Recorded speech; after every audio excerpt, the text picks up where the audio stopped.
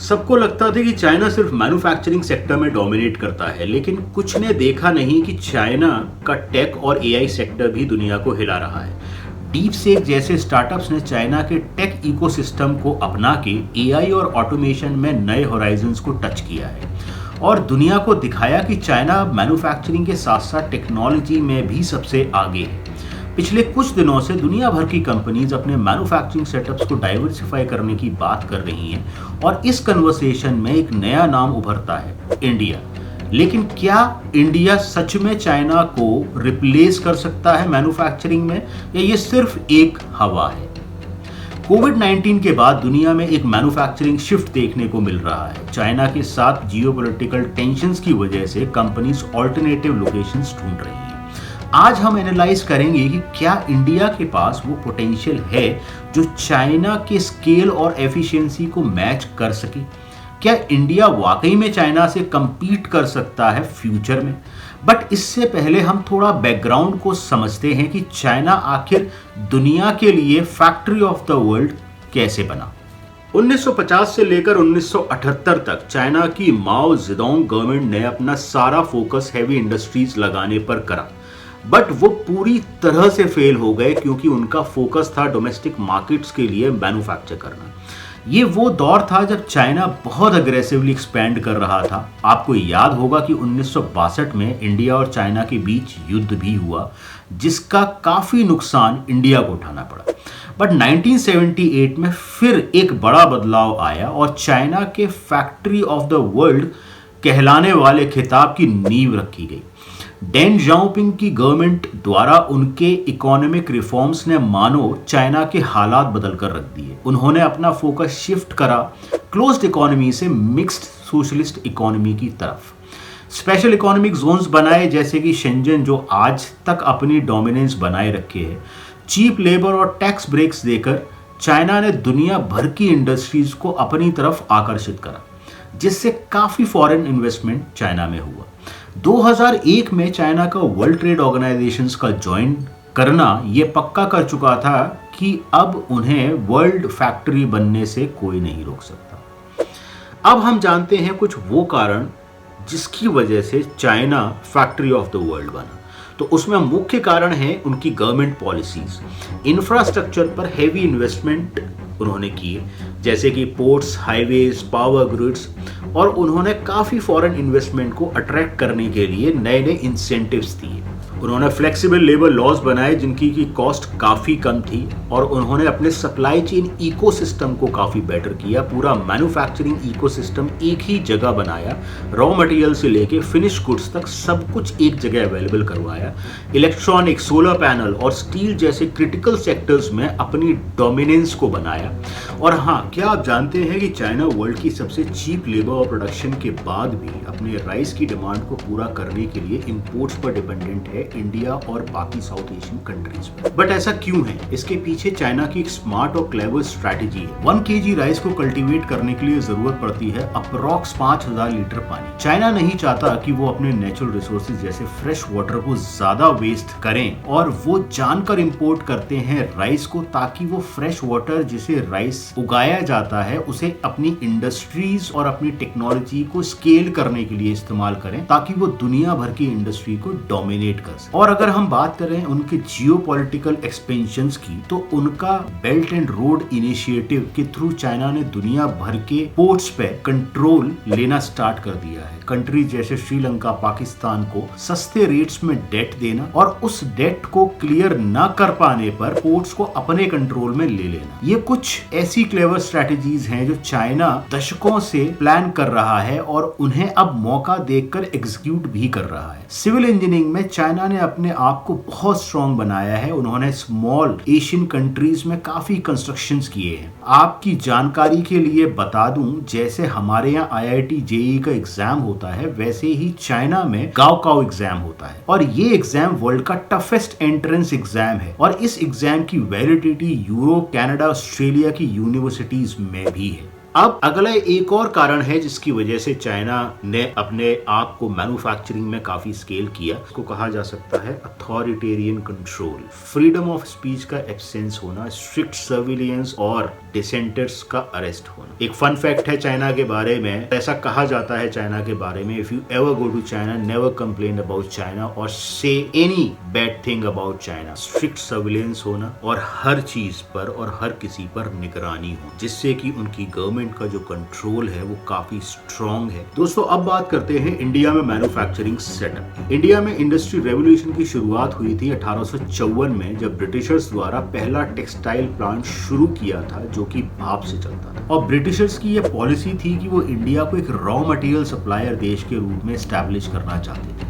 लेकिन आजादी के बाद हमारे देश की गवर्नमेंट ने पूरा फोकस इस बात पर लगाया कि हम हैवी इंडस्ट्रीज लगाकर सेल्फ रिलायंट बन सके। 1950 में प्लानिंग कमीशन ऑफ इंडिया की स्थापना की गई और 1956 में इंडस्ट्री पॉलिसी रेजोल्यूशन, जिसके बाद इंडिया ने कोल, स्टील और हैवी मशीनरी इंडस्ट्री को सेटअप करना शुरू कर दिया था।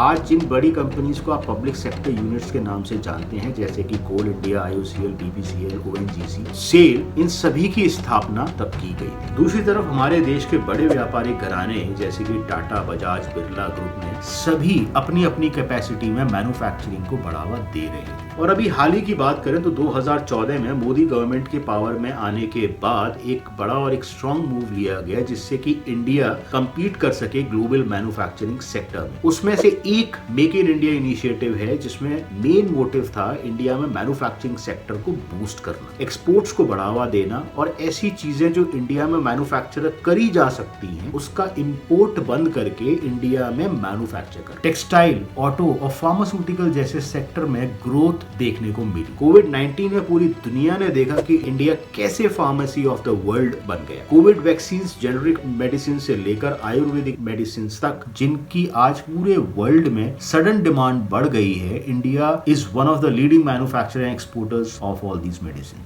अब हम बात करते हैं उन खास फैक्टर्स पे जो कि प्रोपेल करता है इंडिया को, या जो फैक्टर्स हैं जो कि इंडिया को आने वाले समय में मैन्युफैक्चरिंग हब बनाएंगे। तो वो पहला फैक्टर है डेमोग्राफिक डिविडेंड। इंडिया में वर्ल्ड की one of the largest young population है, जो कि इमेंसली हेल्प करती है एक कंट्री को ग्रो करने में। और अगर इसको सही तरीके से इस्तेमाल किया जाए तो इंडिया की लेबर कॉस्ट वर्ल्ड में सबसे कम है। चाइना की लेबर कॉस्ट इसलिए कम है बिकॉज उनके पास लेवरेज है ऑटोमेशन और टेक का, जिससे मैनुअल लेबर बहुत कम हो जाती है। इलेक्ट्रॉनिक्स, टेक्सटाइल्स और ऑटोमोटिव सेक्टर के लिए काफी सारे प्रोडक्शन इंसेंटिव्स दिए गए हैं भारत सरकार की तरफ से। इंडिया आज one of the leading exporter बन गया है ऑटोमोबाइल स्पेयर पार्ट्स में। FDI नॉर्म्स को काफी ईज किया गया है, SEZs को काफी प्रमोट किया गया है। स्टेट्स गवर्नमेंट्स का एक्टिवली प्रो मैन्युफैक्चरिंग पॉलिसीज को प्रमोट करना, जैसे योगी जी ने यूपी गवर्नमेंट में मेजर फैक्ट्रीज को स्टैब्लिश करने को काफी हेल्प किया है और उनके फेवर में पॉलिसीज लाई गई हैं। इंडस्ट्रियल हब्स बनाए गए हैं, टेक्निकल पार्क्स बनाए गए हैं, गिफ्ट सिटी, टॉय सिटी जैसे नए प्रोजेक्ट्स को लाया गया है ताकि ज्यादा से ज्यादा फॉरेन इन्वेस्टमेंट को अट्रैक्ट किया जा सके। इलेक्ट्रॉनिक सेल्स को प्रमोट करने के लिए यूपी गवर्नमेंट की तरफ से जीरो रजिस्ट्रेशन पॉलिसी लाई गई। और अगर हम बात करें जियोपॉलिटिकल शिफ्ट की, तो चाइना +1 स्ट्रेटजी, जहां ग्लोबल बिजनेसेस अपने मैन्युफैक्चरिंग बेस को डाइवर्सिफाई कर रहे हैं, चाइना का ऑल्टरनेटिव इंडिया को ही माना जा रहा है, जहां इंफ्रास्ट्रक्चर स्लोली इंप्रूव हो रहा है और केपेबल हो रहा है फ्यूचर में अपने यहाँ मैन्युफैक्चरिंग सेटअप करने के लिए। पोस्ट कोविड डिस्टर्बेंस और ताइवान टेंशन से इंडिया को बेनिफिट मिला है। यूएस के कुछ मेजर कंपनीज ने डिसाइड किया है कि वो अपना मैन्युफैक्चरिंग यूनिट्स को इंडिया में शिफ्ट करेंगे और काफी मेजर कंपनीज ने अपने कुछ ऑपरेशंस और मैन्युफैक्चरिंग को धीरे धीरे इंडिया में शिफ्ट करना स्टार्ट कर दिया है। कंपनीज जैसे Apple, Samsung, LG, Nike, Adidas, Toyota, Xiaomi के मैन्युफैक्चरिंग प्लांट्स इंडिया में सेटअप हो चुके हैं। बट इन सबको देखकर ये कहना कि इंडिया नेक्स्ट चाइना बनने वाला है थोड़ा सा मुश्किल होगा। देखिए, कुछ चैलेंजेस भी हैं इंडिया की मैन्युफैक्चरिंग ग्रोथ में, और अगर हम उन मेजर चैलेंजेस की बात करें तो वो है इंफ्रास्ट्रक्चर अभी भी चाइना के कंपैरिजन में पुअर है। इंडिया को अभी और इन्वेस्ट R&D करके अपना इंफ्रास्ट्रक्चर को इम्प्रूव करना होगा ताकि इंडिया ग्लोबली compete कर सके और ग्लोबल स्टैंडर्ड्स को मीट कर सके। सर्विसेज जैसे बैंकिंग, रोड्स, इंफ्रास्ट्रक्चर धीरे धीरे इम्प्रूव हो रही नहीं है, बट अभी काफी गैप है और इम्प्रूवमेंट्स की जरूरत है। ईज ऑफ डूइंग बिजनेस को बढ़ाना होगा इंडिया में। इसमें सिर्फ सेंटर ही नहीं, बाकी स्टेट गवर्नमेंट्स को भी साथ आना पड़ेगा ताकि एक रोबस्ट इंफ्रास्ट्रक्चर प्रोवाइड कराया जा सके और धीरे धीरे सारा फॉरेन इन्वेस्टमेंट को अट्रैक्ट किया जा सके और कंट्री के नेट एक्सपोर्ट्स को बढ़ाया जा सके। ब्यूरोक्रेटिक रेड टेप और slow land acquisition process India में unnecessary rules and regulations, lengthy approval processes, excessive paper work, rigid rules, higher tax rate, ये सब ऐसे मेन कारण हैं जिनसे न्यू बिजनेसेस को सेटअप करने से पहले कोई भी बिजनेसमैन या कोई भी फॉरेन इन्वेस्टमेंट 10 बार सोचता है। आप ही बताइए कि क्या आप एक ऐसी कंट्री में बिजनेस स्टार्ट करना चाहेंगे जहां एक रूल्स रेगुलेशंस के लिए आपको न जाने कितने सारे प्रोसेसेस को फॉलो करना होता हो। हमारे देश में अभी भी एडवांस मैन्युफैक्चरिंग इकोसिस्टम की कमी है और गवर्नमेंट को लॉजिस्टिक्स, ट्रांसपोर्टेशन और वेयरहाउसिंग जैसी चीजों पर अभी काफी काम करना होगा। कंट्री की डेवलपमेंट में अहम भूमिका निभाती हैं ये सारी चीजें। हाल ही में आपने डीप सीक के बारे में सुना होगा। आप लोग काफी इसके बारे में टीवी में, सोशल मीडिया में और कई सारी चर्चाओं में आप सुन रहे होंगे। ये स्टार्टअप चाइना के डिसरप्टिव इनोवेशन का एक और बड़ा एग्जाम्पल है जो उसके इंफ्रास्ट्रक्चर और गवर्नमेंट सपोर्ट की वजह से पॉसिबल हुआ है। आप इमेजिन कीजिए कि जब चाइना के पास इतनी टेक्नोलॉजी और इतने इनोवेशंस मैन्युफैक्चरिंग में हैं और अब वो एआई में ऑलमोस्ट वो यूएस के साथ compete कर रहे हैं डीप सीक लाके। आपको शायद पता होगा कि चाइना में गूगल का इस्तेमाल नहीं होता है, चाइना अपना खुद का सर्च इंजन इस्तेमाल करता है। चाइना में जो बाहर की सोशल मीडिया एप्स होती हैं उनका इस्तेमाल नहीं होता है, वो अपनी खुद की सोशल मीडिया इस्तेमाल करते हैं। वो उनकी एक अलग स्ट्रैटेजी हो सकती है, लेकिन सच्चाई ये है कि उनका जो टेक्नोलॉजिकल लेवल है या वो जिस स्तर पर आ चुके हैं वो वाकई में पूरी दुनिया को दिखा रहे हैं कि इनोवेशन और टेक्नोलॉजी में वो काफी आगे हैं।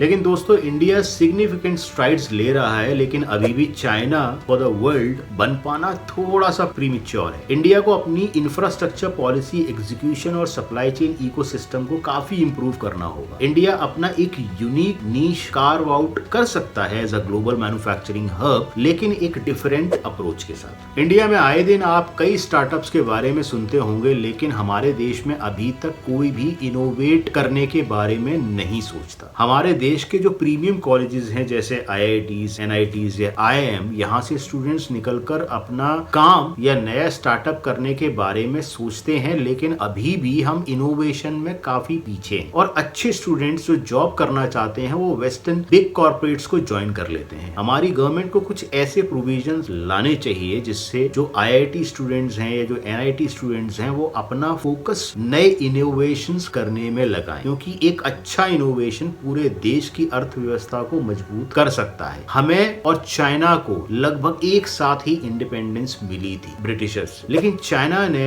अपनी इनोवेशन अप्रोच से अपनी इकोनॉमी को मजबूत बनाया और वर्ल्ड का सबसे बड़ा मैन्युफैक्चरिंग हब सेटअप किया। इंडिया की जर्नी एक मैन्युफैक्चरिंग जायंट बनने तक मुश्किल है, लेकिन इम्पॉसिबल नहीं है। डेमोक्रेटिक सेटअप के साथ एफिशिएंसी का बैलेंस बनाकर, टेक्नोलॉजिकल एडवांसमेंट को एम्ब्रेस करके और एक सस्टेनेबल मैन्युफैक्चरिंग इकोसिस्टम बिल्ड करके इंडिया अपना मार्क जरूर छोड़े। फिलहाल चाइना फॉर द वर्ल्ड का टाइटल सिर्फ एक एक्सपीरियंस है। तो ये वीडियो देखने के लिए आपका बहुत बहुत शुक्रिया और धन्यवाद। इस वीडियो को आप लाइक, शेयर, सब्सक्राइब करना मत भूलिएगा, जरूर कीजिएगा और वीडियो देखने के लिए थैंक यू।